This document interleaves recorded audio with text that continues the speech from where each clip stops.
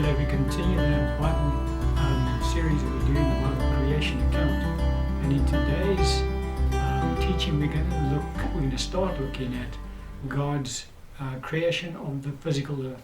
When I say the creation, we've already dealt with in the series thus far that God in fact created the earth, the physical earth, along with the spiritual earth, in ages past, that is far in excess of any time scale that we as natural humans can begin to imagine. But we're going to start having a look at the creation account as revealed to us in the book of Genesis, and that obviously then deals with the physical creation of God. Now, before we have a look at that in any kind of depth, there's two concepts that we do need to understand in order for us to have a clear biblical understanding about God's creation of the physical realm. The first concept we need to understand is the measurement of time from a biblical point of view, because time is measured in scriptural terms far more differently than it is measured in the natural as we as mankind understand. We'll understand what I'm talking about as we get into today's teaching. The second concept we want to look at today is the centrality of the earth as it pertains to God's physical creation. And so with regards to the measurement of time, what we will see is that the aspect we'll look at today clearly refutes the concept of God creating the universe and the earth and everything over a period of six 24-hour cycles, 6 days, so to speak. We'll understand what Scripture teaches us along that line. With regards to the centrality of the earth, in relation to God's physical creation, that flies in the face with scientific thinking. And so, in both concepts we're going to look at today, the one we're going to be disproving erroneous Bible teaching on the subject, that's the measurement of time. And with regards to the concept of the centrality of the earth, we will obviously not be disproving, but we'll certainly be putting the Bible at complete odds to scientific viewpoint with regards to the physical realms that we see around us. So let's start off with the concept of the measurement of time. What is the biblical view of the measurement of time? And the scripture that we'll open up with today is in 2 Peter chapter 3, verse 8. And the scripture says, "But beloved, do not forget this one thing, that with the Lord 1 day is as 1,000 years, and 1,000 years is as 1 day." And so when we look at the creation account in the book of Genesis, we need to have an understanding of eternity. So what do I mean by that? Well, mankind measures the passing of time based on the physical creation that God has put in place. And we can pick that up in Genesis 1:14. It says, God speaking, he says, "Let there be lights in the firmament of the heavens to divide the day from the night, and let them be for signs and seasons and for days and years." And so mankind can really only measure the passing of time in relation to the physical elements that God has placed in his creation for us to measure that time. So we measure time based on the rotation of the earth on its axis, 24 hours it takes. Although scientists can prove to us that that rotation is in fact slowing down. So you can see it over the millennia that the earth is, it's taking longer for it to rotate on its axis. But nevertheless, the measurement of a day is given to us because God has put in place the rotation of the earth on the axis. The measurement of a year is given to us by God because the earth rotates around the sun. And so we have these various seasons and times given to us, but all of that is measured based on the physical creations that God's placed in his creation for us. The lights and the firmaments in heaven are given to us by God so that mankind is able to mark the passing of time, to measure the passing of time. Now, if we were to remove all of those physical elements out of the equation, well, mankind would be at a loss, because there would be no more reference points for him to be able to measure the passing of time. And so that concept now brings us into the realm of eternity, because eternity, or the spirit realm is in the realm of eternity. The concepts are pretty similar from that point of view. And so when we move into the spirit realm, they also measure the passing of time, but they measure it differently. Why? Because in the spirit realm, they do not have lights in the firmaments of the heaven to divide the day and night. They don't have those reference points. There's no such thing as a sun and moon and stars and a rotation of the heavens on its axis. Nothing like that transpires in the realm of the spirit. And so although the spirit realm does measure the passing of time, they measure it differently to the way that natural man measures the passing of time, because we measure it based on our interaction with the physical realm around us. That's how we're able to measure the passing of time. The spirit realm is different. They don't have those reference points, so to speak. And so how do they measure time in the spirit realm? Because the time is measured in the spirit realm. That scripture we just looked at, where the Lord says, with the Lord 1 day is as 1,000 years, and 1,000 years as 1 day, does indicate to us that there is such a thing as the measurement of the passing of time in heaven, in the spirit realm. Well, the way that we can get to understand how the spirit realm measures the passing of time is by looking at a definition of time as given to us by physicists in this realm, in the natural realm. Look at what they define the passing of time is. They say time, in this life, they define time as the progression of events from the past to the present into the future. And so that particular definition works perfectly in the realm of the spirit, because that's exactly how the spirit realm measures the passing of time as well. They measure the passing of time by looking at the progression of events from the past to the present into the future. And so when the spirit realm looks at the passing of time, they're looking at events that occur in time. So how does that correlate with regards to the passing of time in the natural that mankind experiences? Because the two are always going to be in sync, because everything that occurs in the natural first is initiated in the spirit. And so as we go through God's creation account in Genesis, what we will see is that God initiates it in the spirit, and then we see the result of that taking place in the natural. So what's the correlation between the passing of time in the spiritual realm and the passing of time in the natural realm? Well, in the spirit realm, the passing of time from one event to the next event takes place from the past to the present into the future. The corresponding passage of time that occurs on the earth from one event in the spirit realm to the next event in the spirit realm could be as much as 1 billion years. Some of the other events as we will see in the Genesis account, that from one event to the next event, there's going to be some of those events, the elapse of time, the corresponding elapse of time in the natural can be billions of years. Whereas other events, from one event to the next event in the book of Genesis, the corresponding elapse of time in the natural translates into millions of years. And then there are other events that are moved from one event to the next event in the spiritual, and that the correlation of time in the natural is merely a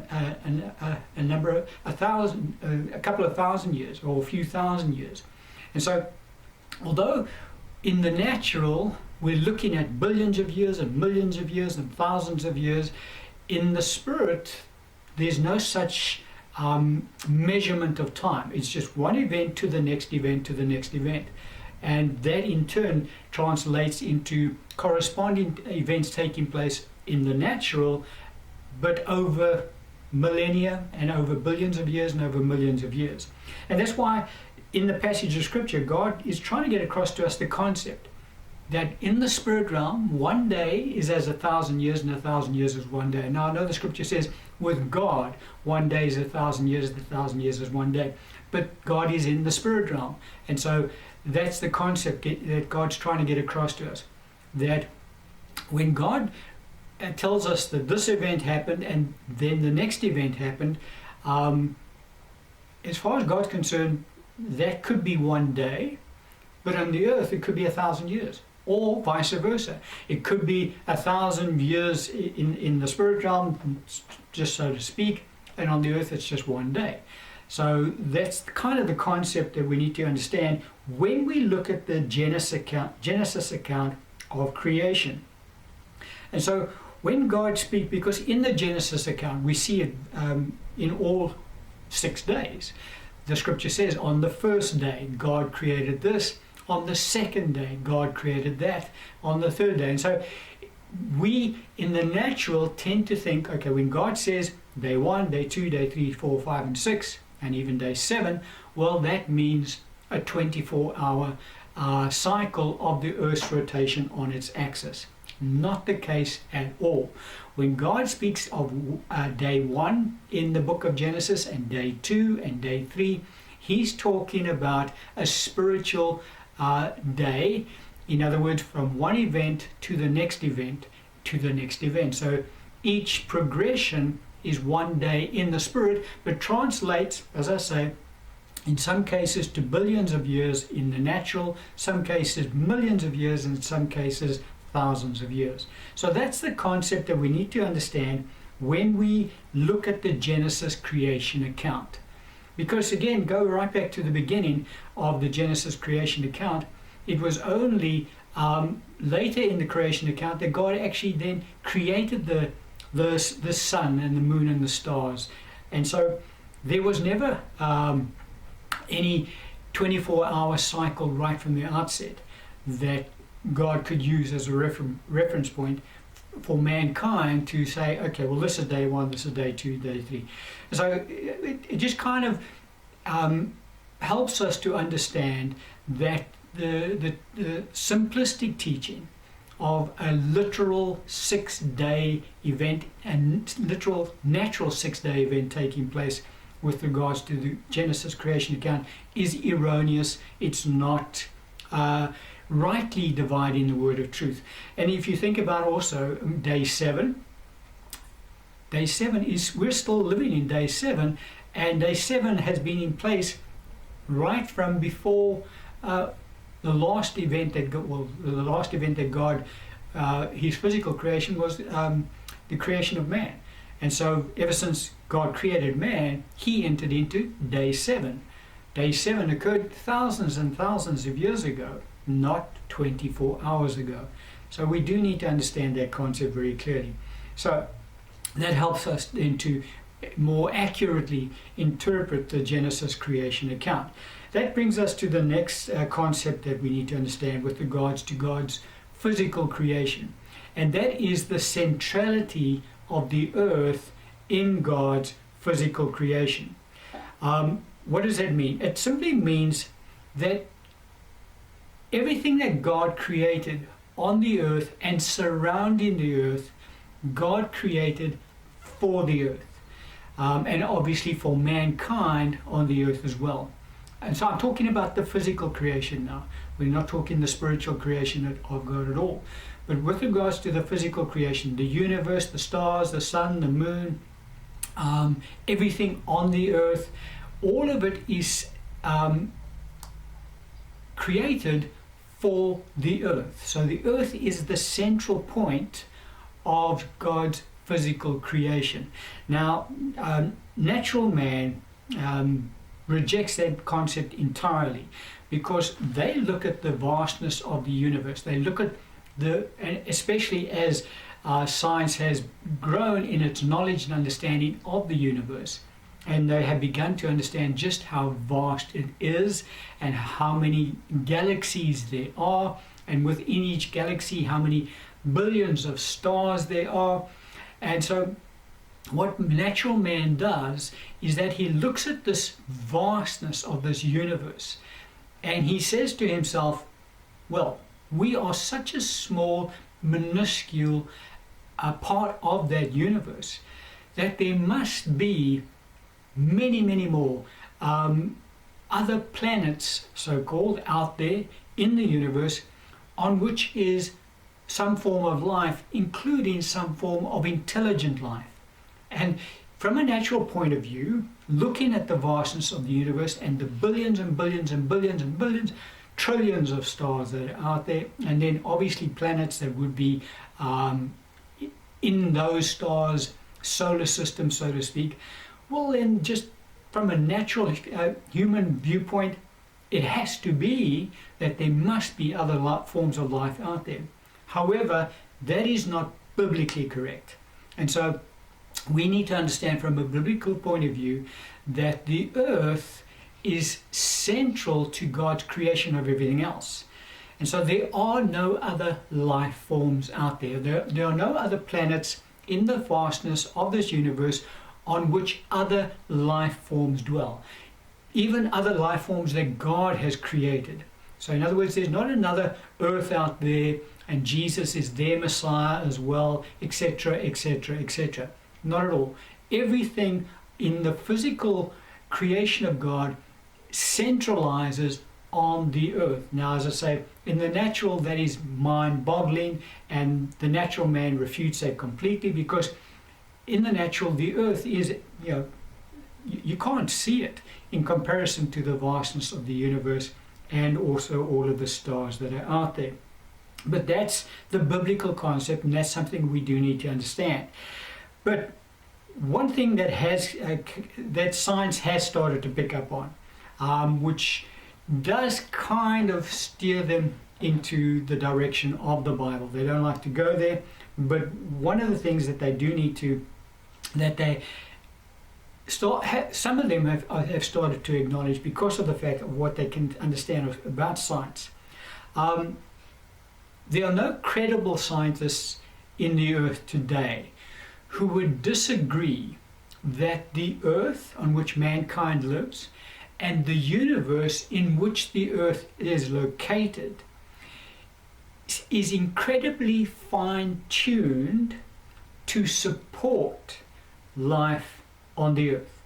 And so we're going to get into it in a bit more detail as we go through the series. But most credible scientists, now I'm not talking about scientists that are Christians, I'm talking about across the board, even atheistic scientists. They all recognize that the earth itself is and I'm talking about now just the earth itself, I'm talking about the atmosphere we live in, the plant life that we have around us, everything about the earth, the physical creation of the earth. That plus all of the that which has been created in our solar system, and then that which has been created in the universe. Now again, scientists don't believe that things have been created, so I'm using biblical terms to explain it in the series. But what scientists do acknowledge is that everything on the earth, everything in our solar system, and everything in the universe is incredibly fine-tuned to not only support but to enable life to exist on the earth. So that's a very important concept that scientists have acknowledged. Some of them reluctantly acknowledge that, but nevertheless they do acknowledge that. Now, as a result of that, some scientists have begun to reluctantly acknowledge that a superior being must have therefore been responsible for putting all of it in place in order for life to exist and flourish on this incredibly small little planet in the middle of such a vast universe. And so that's where the thinking has kind of forced some scientists, when they've looked at creation, at the universe, they've looked at the physical surroundings around them, they've been forced to kind of acknowledge that there must be some form of superior being that has been responsible for all of it. And even as early as the 1960s and 70s, physicists had begun to reconsider the concept of the design hypothesis of the universe. And so many were impressed by the discovery that the laws and constants of physics are improbably fine-tuned to make life possible. A British astrophysicist, Fred Hoyle, put it in this way. He said, "The fine-tuning of numerous physical parameters in the universe suggested that a superior intellect had monkeyed with physics for our benefit." And so, as I say, more and more scientists as scientists begin to discover more about the universe in which they live and the earth in which they dwell, they're beginning to realize, there's just so much that points to a superior being having put all of this together so that we can live here in a very comfortable environment. And as I say, we'll get to it in more detail. That they're starting to acknowledge, that there is some kind of a design behind it all. Now, there are and it's the vast majority of the atheistic scientists who reject that concept entirely. They have to, because in order to accept that, they have to acknowledge that there is such a person as a creator, a divine being. They will not do that. And so they come up with all these fantastical mathematical hypotheses to try and prove that it's all just put together by random chance selection. That none of it is by design. There's an illusion of design, but nevertheless it's all just been put together by random chance. The universe, the solar system, the earth, the stars, the moon, life on the earth, everything has come about purely by random chance selection. And so, as I say, they develop these fantastic mathematical calculations which all equate to nonsense, really, if you really get down to the math of it, in order to try and disprove an intelligent being who is responsible for putting it all together. But one observer made this comment about the various theories that these atheistic scientists, and that is obviously the vast majority of them in the earth today, their theories that they put together. And the analogy he put across is quite descriptive. He says, in order for their theories to in fact prove to be correct, one would have to liken it to this type of analogy. Imagine a tornado passing through a complete junkyard, and in its wake, once that tornado has passed through the junkyard, what the tornado has done is it's left behind in its wake a completely assembled Boeing 747 aircraft.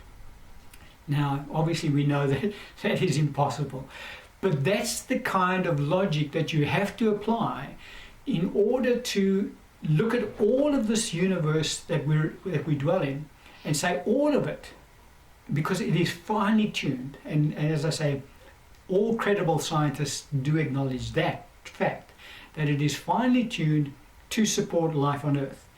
And so in order for a random selection process to have done that, then you've got to get this tornado to pass through a junkyard and in its wake assemble a Boeing 747, a fully assembled Boeing 747 aircraft out of all of the junk that the tornado just managed to randomly put together. Obviously, that kind of just highlights just how improbable their theories actually are. And so those are the two concepts we want to discuss today before we now get into the actual creation accounts as recorded in the book of Genesis. We needed to look at the biblical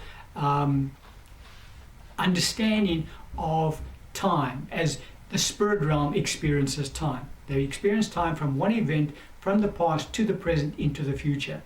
The corresponding translation of those events in the natural can be billions of years from one event to the next, can be millions of years from the next event to the next, can be thousands of years from the next event to the next.